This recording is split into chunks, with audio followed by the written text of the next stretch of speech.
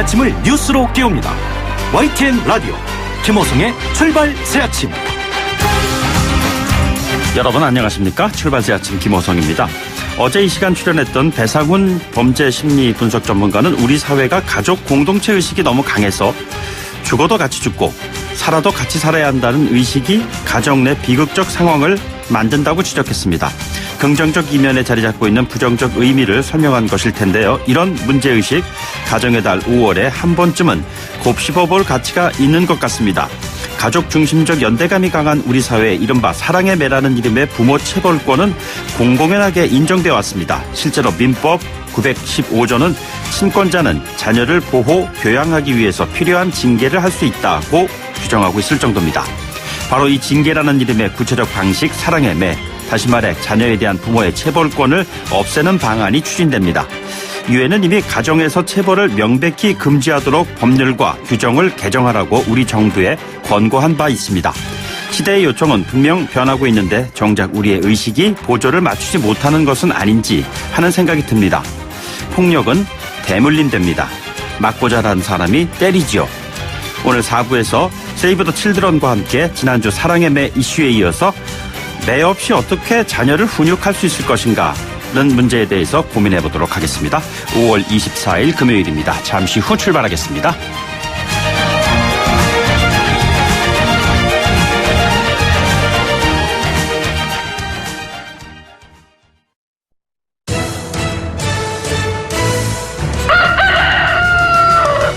꼭이요 꼭, 출근길 꼭 알아야 할 뉴스, 이종래 꼭 뉴스. 네, 오늘 꼭 아셔야 하는 뉴스 정리해보겠습니다. 시사평론가 이종건 박사 나오셨습니다. 어서 오세요. 네, 안녕하십니까. 예, 강릉에서 어제 수소 탱크 폭발 사고가 발생해서 어제 깜짝 놀라서 처음에는 예. 3명 사망 이렇게 나오고 그러던데요. 그렇습니다. 어제 오후 6시 22분께였습니다. 이 강릉시 과학산업단지 내 강원 테크노파크 강릉 벤처공장 외부에 설치되어 있던 수소 탱크가 폭발을 한 겁니다. 네네. 2명이 사망을 했고 6명이 부상. 예. 그 가운데 1명은 중상. 이렇습니다. 이 세라믹 부품과 관련한 벤처 경영인 모임 회원들이 이제 방문을 했고. 예. 견학하는 과정에서 연구원들이 수소 사업, 실증 사업, 시연 차원에서 이 탱크를 작동을 했다는 거죠. 네네. 그 과정에서 이제 폭발이 일어난 거고 그래서 연구원들도 다쳤습니다. 그런데 이 수소 탱크가 설치가 된 지가 얼마 안 됐다 그럽니다. 예. 그리고 지난 4월부터 시 운전에 들어갔고 이게 국내 유일의 수소 실험 시설이라고 그래요. 예. 이달까지 시 운전 마치고 나면 정밀 안전 점검 뒤에 정식 운전에 들어갈 계획이었다라고 합니다. 네네. 자, 이러다 보니 이제 사고 원인과 관련해서 여러 가지 설들이 나오고 있습니다.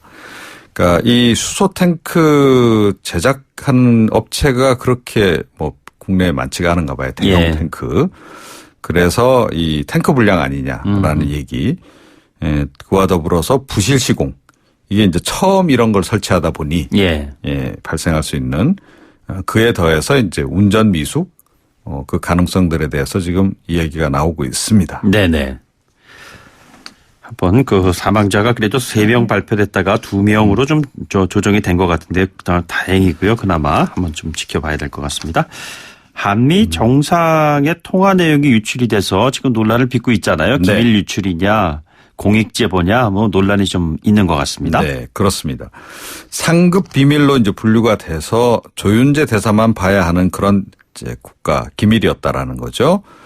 그런데 지금 핵심 내용은 그 주미 대사관의 참사관이 그 내용을 고등학교 선배인 자유한국당 강효상 의원에게 이제 알려줬다는 거고, 이제 공무상 비밀 누설죄에 해당하느냐 안 하느냐 이게 이제 논란인 그런 상황입니다. 그런데 외교부 합동감찰팀 조사 과정에서 이 문건을 직원들이 모두 돌려받다는 진술이 나온 네네. 것으로 이렇게 확인이 되고 있습니다.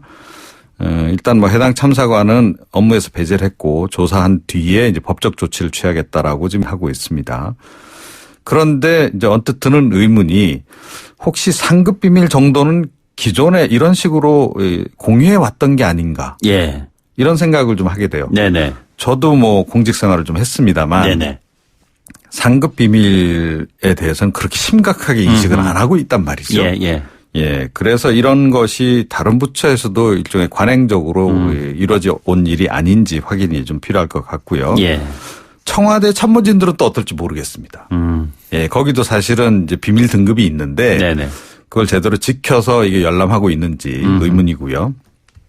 그리고 또 이번 일이 벌어지니까 지난 2006년 노무현 정부 시절에 있었던 사고 혹시 기억나시는지 모르겠는데요. 뭐 유사한 사고였던 모양이죠? 그때 당시 여당인 열린우리당 최재천 의원이 상급 국가 비밀 문건들을 그때 잇따라 공개를 했습니다. 네네. 그러니까 NSC 상임위원회 회의록, 청와대 국정상황실 문제 제기에 대한 NSC의 입장, 뭐 이런 문건을 이제 공개를 했는데, 아하, 예.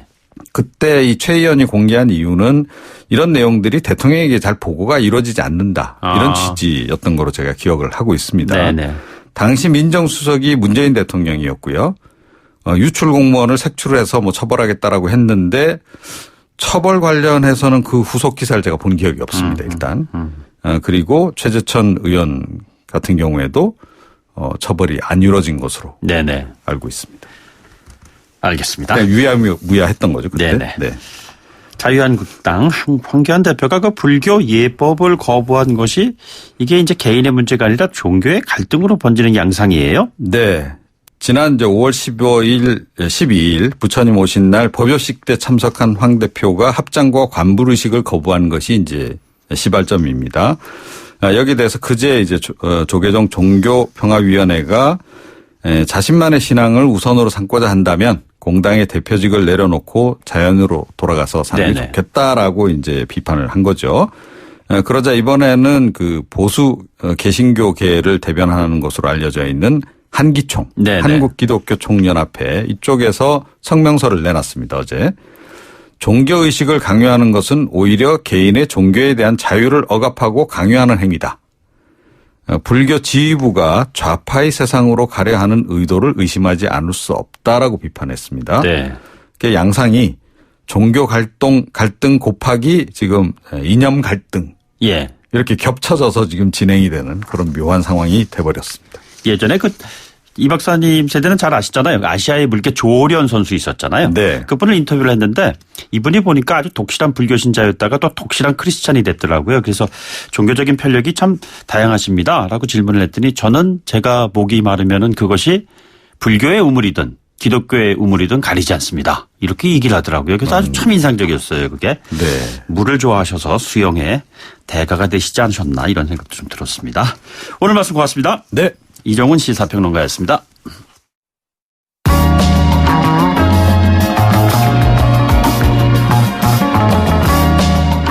지금 여러분께서는 94.5MHz YTN 뉴스 FM 김호성의 출발 새 아침을 듣고 계십니다. 김호성의 출발 새 아침은 청취자 여러분과 함께 만들어갑니다. 짧은 문자 50원, 긴 문자 100원의 유료 문자 샵 0945, 우물정 0945나 YTN 라디오 어플리케이션 예스, 유튜브 보이는 라디오 채팅창을 통해 여러분의 목소리를 들려주세요. 오전 7시 15분부터 9시까지 김호성의 출발 새아침입니다.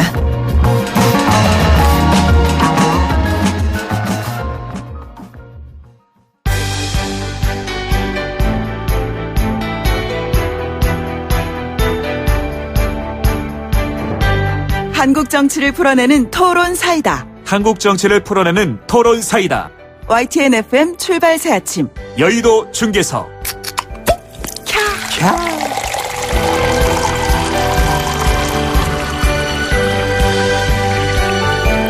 네, 한국 정치를 풀어내는 토론 사이다 시간 여의도 중계석입니다. 여의도 정치 상황을 누구보다도 명쾌하게 풀어주실 두 분 오셨습니다. 더불어민주당 강병원 의원 나오셨습니다. 안녕하세요. 예, 안녕하세요. 강병원입니다. 자유한국당의 백승주 의원 오셨습니다. 어서 오십시오. 안녕하세요. 경상북도 구미의 자유한국당 백승주 의원입니다.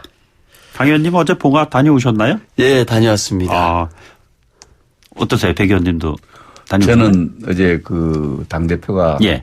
군부대 방문이 있어서 그쪽 당 일정이 있으셨군요. GP 방문이 있어서 같이 갔다 왔습니다. 자, 그러면 다녀오신 강 의원님께 한번 좀 여쭤보죠. 뭐 많은 화면을 통해서 이렇게 저도 봤습니다만 노무현 전 대통령 10주기 추도식 어땠습니까? 분위기?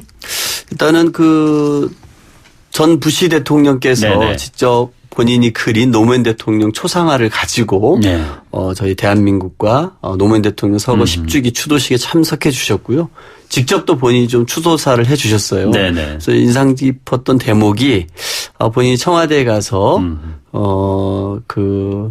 전직 비서실장에게 네네. 노무현 대통령 초상화를 드리고 왔는데 그분이 지금 대한민국의 대통령이 맞아요. 되어 있다. 네, 그렇게 얘기하더라고요. 라는 아주 인상적인 얘기를 해 주셨는데 10년이 지났음에도 불구하고 동시대에 한미의 동맹 파트너였던 부시 대통령이 직접 와서 네네. 노무현 대통령 추도식에 참석했다는 것 자체가 예. 참 뜻깊었지 않았나 생각이 들고요. 그만큼 부시 대통령도 함께 파트너였지만 자신의 주장에 대해서 국익에 대해서 굽히지 않았고 인권을 위해서 헌신했던 노무현 대통령을 기억하고 추모해주는 그런 모습이 참 감동적인 모습이었습니다. 네네. 아마 우리들 국민들 가슴에 오래오래 남을 그런 대통령이지 않을까 싶습니다. 예. 한국당 쪽에서도 함께 다들 많은 분들이 또 가셨잖아요. 보면은. 예. 몇 분 가셨는데 저는 네. 노무현 대통령에 대해서 몇 가지 추억을 갖고 있는데요. 예. 생각이 틀려서 바꾸는 모습들 제가 어허. 하게 됐는데 그 당시 예. 안보에 이제 동북아 균형자론을 폈을 때 동북아 균형자론은 영국같이 힘센 나라를 할 수 있는 거다. 네네. 그래서 이게 잘못된 거다 이렇게 학계를 하니까 본인이 직접 학자들을 모아놓고 그 수정을 잘못 알고 잘못 사용했다 이런 네네. 수정을 하고 또 그 당시에 제가 연구원의 연구자로서 예. 이라크 파병에 좀 지지하고 있었는데 처음에는 노무현 대통령 지지한 우리 국민들 입장에서는 반대하는 입장이 있었는데 그걸 굉장히 바꿔서 의례적이었었죠. 국가적 이익을 생각해서 예. 다시 제가 직접 대화를 할 기회가 있었는데 중동 국가와 우리의 또 교역 또 이런 여러 가지를 따져서 미국과의 관계를 따져서 국가 이익을 내셔서 네네. 이라크 파병을 결정한 이런 부분들이 저는 인상 깊게 좀 네네. 남아 있습니다. 그래서 현 정부도 어떤 정책들을 처음에 선의로 했더라도 부작이 나더라도 더 많은 게 있으면은 유연하게 과감하게 바꿀 수 있는 이런 것을 한번 살펴보고 배워야 되지 않나 이렇게 생각을 해봅니다. 예. 국익을 우선순위에 뒀던 전 대통령이었다라는 평가가 일반적으로 이라크 파병 문제에서 자기 생각이 다르지만은 그런 네네. 부분에서 하나의 생각을 바꾸고 유연하게 하는 이런 부분은 저는 개인적으로 그런 부분에 동북아 균형자론 이라크 네네. 파병 문제에 대해서는 예. 그렇게 생각하고 있습니다. 관련해서 최근 주미 한국대사관 소속에 있는 K 참사관이 한미 정상간 전화 통화 내용을 부단 열람했고 그것이 한국당의 강효상 의원에게 유출이 됐고 이런 문제를 해가지고선 이것이 국익에 위배되느냐 공익제보로서의 알 권리에 해당되느냐라는 논란이 지금 있잖아요. 강 의원님 그렇죠. 어떻게 지금 보고 계세요? 저는 좀 이게 상당히 좀 심각한 문제라고 생각을 합니다. 이 한미 정상간의 통화 내역을 공개하는 거는 이거는 국민의 알 권리와는 저는 관계없는 일이라고 생각합니다. 예. 이건 그 통화 직후에 한미가 각각 발표를 했습니다. 어떤 통화를 했다라고. 그럼에도 불구하고 공개하지 않았던 세세한 내용, 국가 네네. 기밀에 해당하죠. 이런 것들을 알리고 국가를 공격하고 국격을 파괴하는 행위고요. 국회의원으로서 넘어서는 안 될 선을 이미 넘었다라고 생각합니다. 도대체 어떤 나라가 우리나라와 신뢰를 하고 정상 간의 대화를 할 수 있겠습니까? 네네. 정상 간의 대화 내용을 이런 일개 참사가 다 보고 정말 야당 국회의원에게 주어서 그런 것들 다 공개한다고 하면은 이거는 그렇기 때문에 국격을 파괴하고 정상 간의 신뢰를 무너뜨리는 굉장히 심각한 문제라고 생각이 들고요. 이런 문제에 대해서 오히려 자중자애해도 모자랄 텐데 나경원 원내대표가 굴욕 외교다 공익제보 활동이라고 얘기를 하고 있는데요. 정말 심각한 인식이 아닐 수 없습니다. 공익제보라는 거는 조직 내부에서 벌어지는 부정이나 비리를 외부에 알리는 것입니다. 도대체 정상 간의 대화 내용을 알린 것이 어떻게 공익제보라고 갖다 붙이는지 제1야당의 원내대표가 이런 식으로 국익에 대한 생각이 없어서야 어떨까 싶고요. 네네. 그나마 다행스러운 것은 윤상현 외통위원장은 이 강효상 의원에게 국익을 해치는 행위가 더 이상 있어서는 안 된다고 따끔하게 일침을 가했는데요.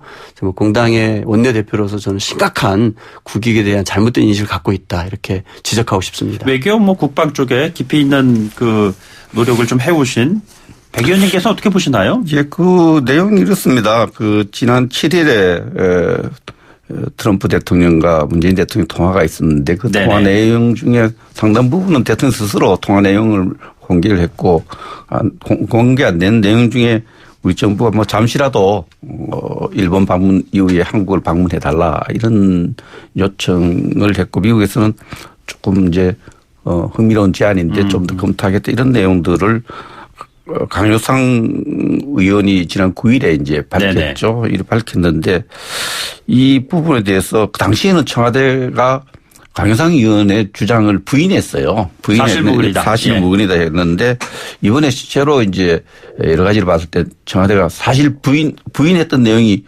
거짓말이라는 게 밝혀진 거죠. 그런데 지금 유출된 내용이 과연 어떤 성격이냐. 제가 볼 때는 정부도 당당하게 방문을 요청했다는 게 감출 내용은 전혀 아니라고 생각합니다. 네네. 국민이 몰라야 될 내용도 아니라고 생각하고요. 그러면 강효상 의원이 그러면 그 내용을 취득한 경위가 잘못됐느냐.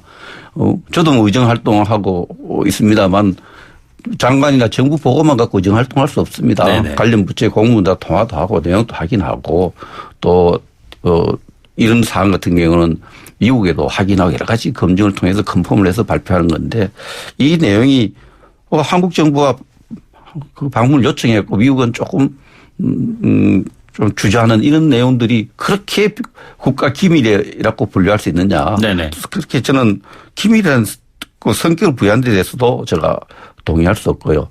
그러나 국회의원의 통화 기록을 조회해야만 확인할 수 있고 또 당사자인 강효상 의원을 조사를 하고 또 그 여러 가지 일을 해봐야 강효상 의원이 그분한테서 받은 내용인지 이런데 강효상 의원이 부정했어요. 네네. 그 후배 이야기 듣고 뭐 한 게 아니다 하고 했고 제가 판단해도 저 같은 경우에도 무슨 주장을 하면 여러 군데서 검증하고 확인하거든요. 그래서 이 부분에 대해서 이렇게 청와대 정부가 정상적인 의정활동에 이렇게 그 문제가 있으면은 그 내부적으로 그 공무원에 대해서 여러 가지 조사해서 그걸 추해야 되는데 국회의원을 이렇게 공격 대상을 삼는 것은 지금 약간 뭐 레임덕 분위기다는 얘기 있잖아요. 그래서 그 공무원들이 야당 의원들과의 어떤 의정협조, 국정협조 네네. 또 이런 부분에 대해서 재갈을 물릴 수 있는 아주 위험한 일이라고 생각을 하고요. 예.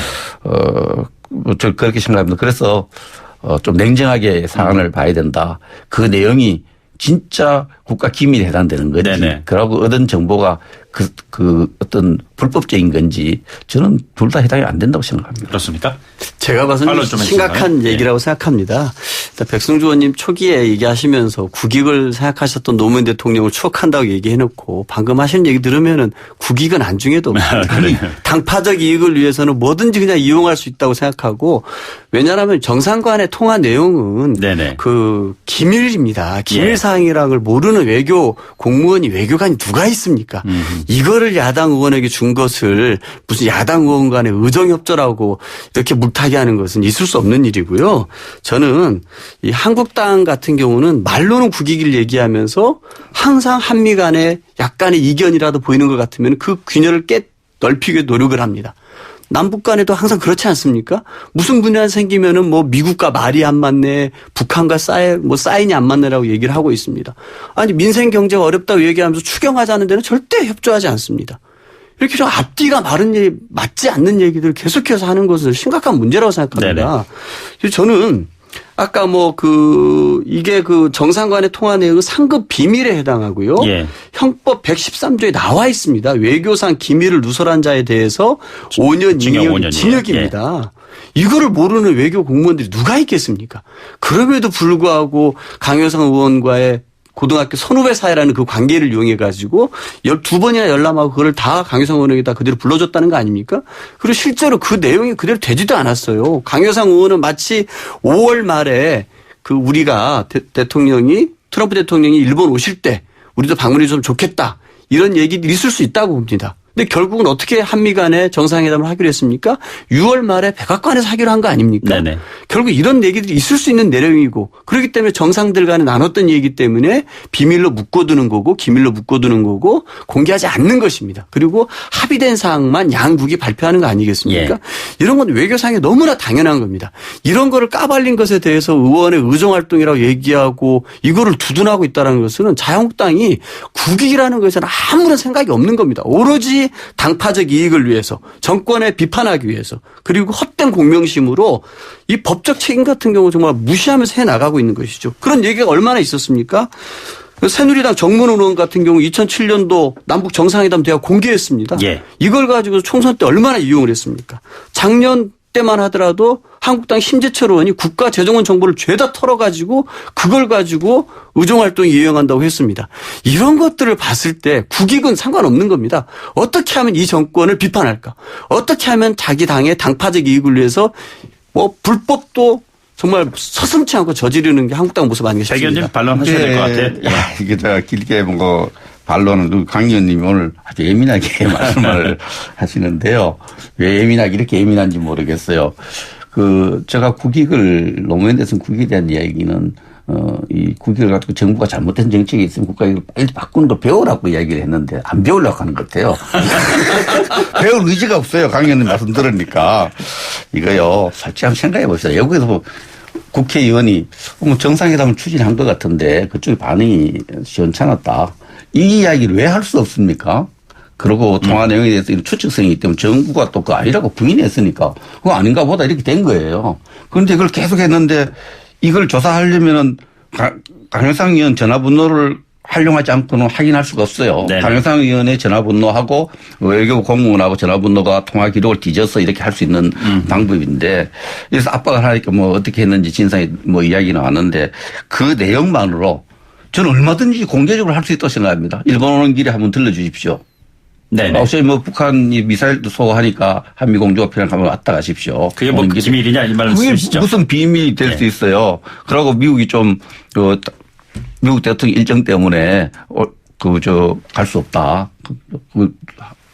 주한미군 앞에서 한강담 참가해보 이런 내용까지 있었는데 이것을 제가 대통령 통화내기 상급 비밀이라는 건 상급 비밀은 대통령 다 이야기하지 않습니까? 필요한 부분 다 이야기하는데 물론 지켜드려야 될 부분 지켜드려야 되죠. 그러나 그 내용만큼은 정상회담을 제안했고 신동찬은 반응했던 이 부분이 그렇게 국가 이익을 해치고 이렇게 저는 생각하지 않습니다. 그리고 상급 비밀이라는 거는 모든 비밀은 비밀 등록 절차에 또 비밀 등재된 건데 그게 등재된 건지 안 된 건지 한번 밝혀봤으면 좋겠어요. 그래서 등재된 그것을 만약에 했다면 해서는 그건 강효상 의원의 몫이 아니고 외교 내부의 디스플레인 기관에 대한 문제죠. 예. 그리고 강효상 의원이 어제 분명히 이야기를 했어요. 그 사람 청와대 주장한 그 사람의 통화 내용 가지고 주장한 것이 아니다. 네네. 워싱턴 특파원할 때부터 갖고 있는 워싱턴 내 여러 가지 소식통을 점검해서 그런 판단을 해서 한 거고 그건 정부가 부인했기 때문에 그렇게 알았는데 이런 부분을 너무 확대해서 오히려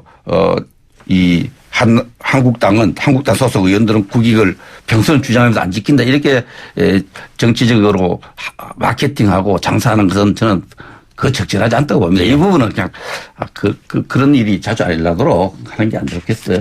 알겠습니다. 두 분 의원님들의 말씀 들었는데 세상에 없는 게 세 가지 있다고 그러잖아요. 공짜가 없고 비밀이 없고 정답이 없다고 그러는데 국가 기밀과 관련된 이 비밀과 관련된 정답을 청취자분들께서 찾아주시기 바라겠습니다. 더불어민주당의 강병원 의원, 자유한국당의 백승주 의원 두 분과 함께하고 있습니다. 잠시 뒤 2부에서 뵙죠. 뉴스를 만들어내는 뉴스, 이슈를 끌고 가는 이슈. 아침을 여는 정통 아침 시사. YTN 라디오 김호성의 출발 새아침.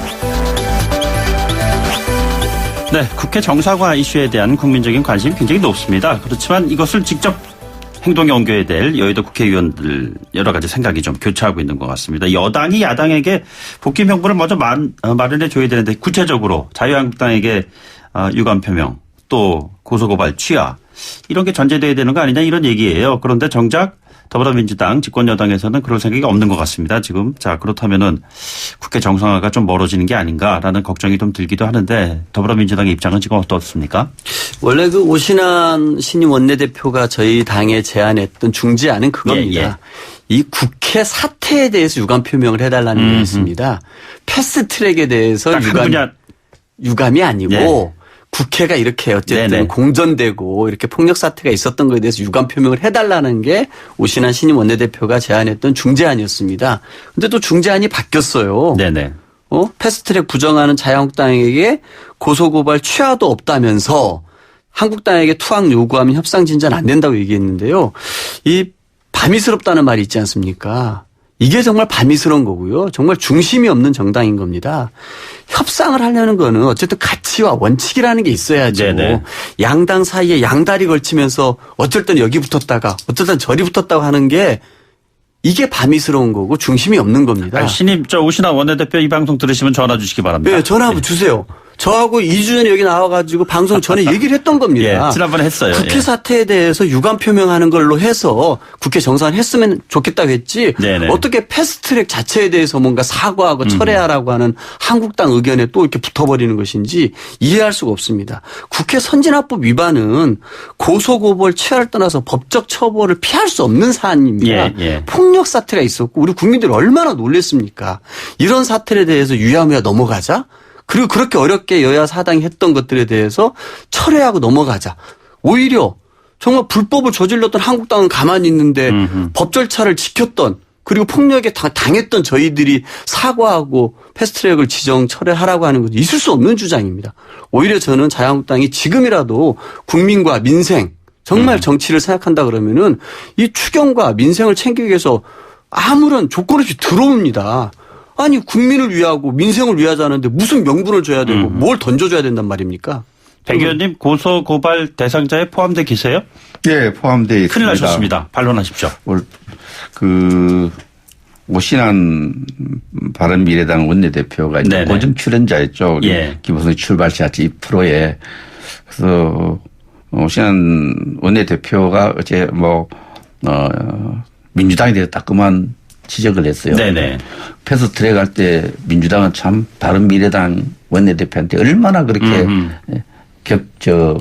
협력관계 잘 유지했어요. 조금 싫은 소리 하니까 이렇게 좀 바미당이 태도를 이렇게 비난하는 걸 보면 예. 참 정치라는 게 좀 그런가 보다 이런 생각이 좀 들어요. 좀 응원해 줄 때는 바미당 고맙다 하고 바미당이 조금 싫은 이야기 하니까 바미스럽다 이런 이야기를 방송 공중파에서 해야 되는 그래서 우리가 참 정치하는데 좀 정치 본질이 그런 건가 이런 생각이 좀. 5월 동조하다가 배에서 내리니 또 금방 적이 됐어요. 그런데 중재자 입장에서 이런저런 요구를 했는데 저는 모든 부분들이 오신환 대표의 평소에 어떤 정치적인 태도를 봤을 때 네네. 옳은 지적을 했다 이렇게 생각합니다. 지금 국정이 표류하고 국회가 망가진 데는 패스트트랙의 강행 처리가 가장 크지 않습니까? 네네. 이런 부분에 대해서 어쨌든 집권 여당이 포괄적 국정 운영 책임을 지고 있고 이런 부분에 대한 유감 표명은 해야 되지 않겠느냐. 어떻게 약한 야당한테 백기투항을 요구하고 어디 국정을 풀어가겠느냐. 이건 너무나 상식적으로 오신환 대표와 모든 국민들이 많은 대다수 국민들이 그렇게 생각하고 있다고 이렇게 봅니다. 그래서 국회가 이제 이렇게 보면은 오늘 이렇게 쭉 말씀하신 거 들어보니까 도대체 이 집권 여당 민주당이 국회가 없으니까 편하다는 건지 국회 없어도 잘 국정 운영할 수 있다는 건지 국회 정상화에 좀 전혀 인식에 기본적인 의심이 좀 들어요. 그래서 국회가 이렇게 정상화되지 못하고 국정이 표류하는 이런 것들은 이런 모습에 대해서는 네네.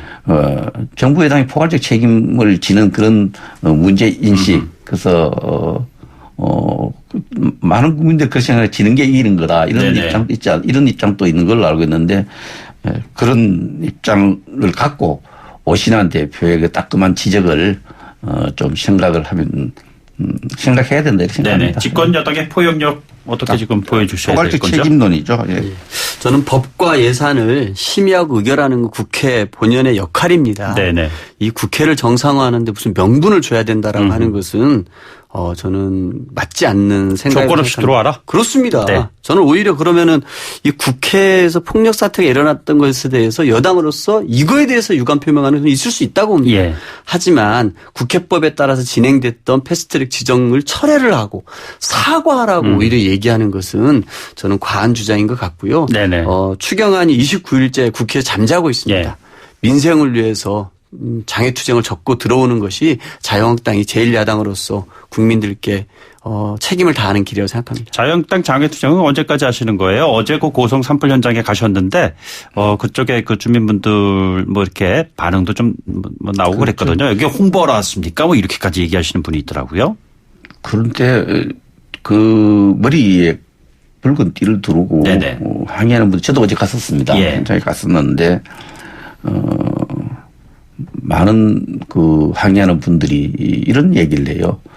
산불이 진화되었을 때쯤에는 네네. 진화를 잘했다 그렇게 홍보하더니 실제적으로 그 피해 국민들에게 물론 법적 절차도 있고 행정이라는 절차도 있지만은 그 지원이 전혀 안 진행 안 되고 후속 있죠. 조치요? 그렇지 예. 않습니까? 이 부분에 대해서 이제 민주당에서는 추경을 앞세워서 추경이 네네. 안 되어서 이렇게 안 된다 이런 입장도 내놓고 있는데 사실은 그 재난에 대한 정부 예비비가 편성되어 있습니다. 예. 1조 2천억 정도 편성되어 있을 거예요. 이건 이제 국회 동의 없이 정부가 결심하면 지원할 수 있는 네네. 문제거든요. 그래서 추경을 앞세워서 이런 지원을 늦추기보다는 그 피해 국민들에게 참 저도 눈물이 나더라고요.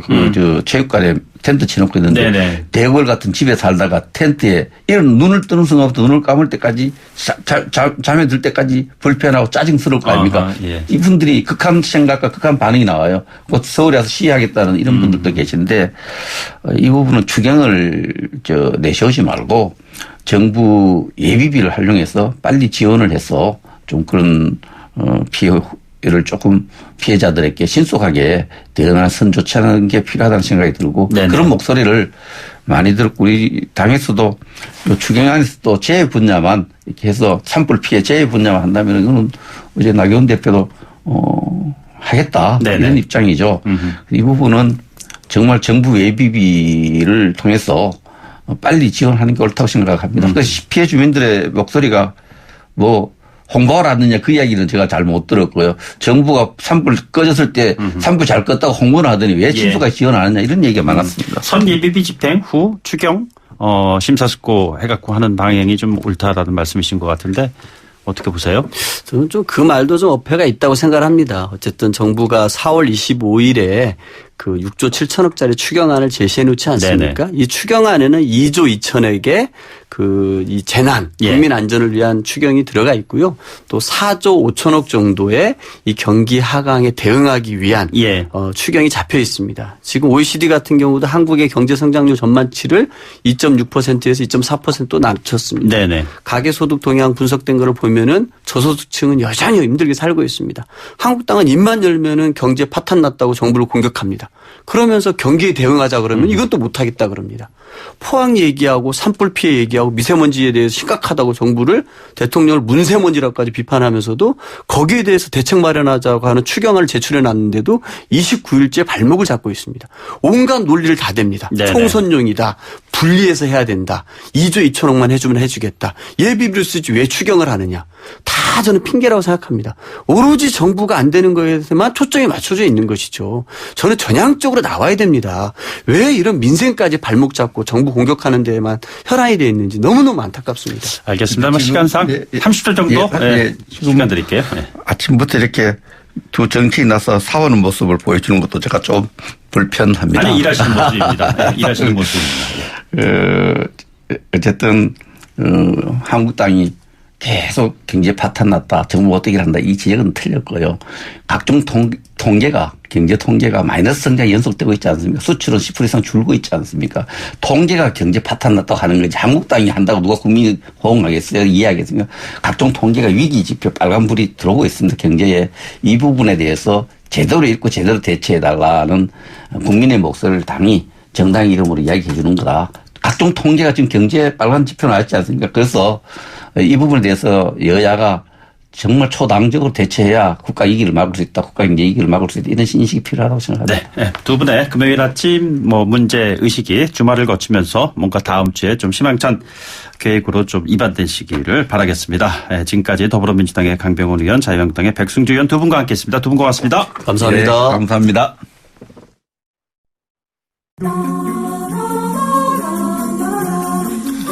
안녕하세요. 평일 오전 9시 10분 오뉴스로 찾아뵙고 있는 아나운서 최영진입니다. 김호성의 출발새 아침과 함께하는 위클리 시사 퀴즈. 정답자 중 추첨을 통해 소정의 선물을 보내드립니다. 자, 이것은 국가예산 실행 단계에서 부득이하게 발생한 경비를 말합니다.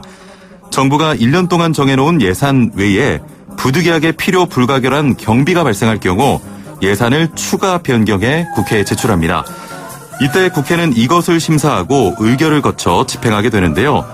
그러나 현재 이것을 두고 여야 이견이 첨예하게 엇갈리고 있는 상황입니다. 이것은 무엇일까요? 1번 추경 예산안, 2번 동경 예산안. 짧은 문자 50원, 긴 문자 100원의 유료 메시지 샵 0945, 우물정 0945번으로 보내주시면 됩니다. 김호성의 출발새 아침 2부 여기서 마치고요. 잠시 후 8시 10분 3부에서 만나요.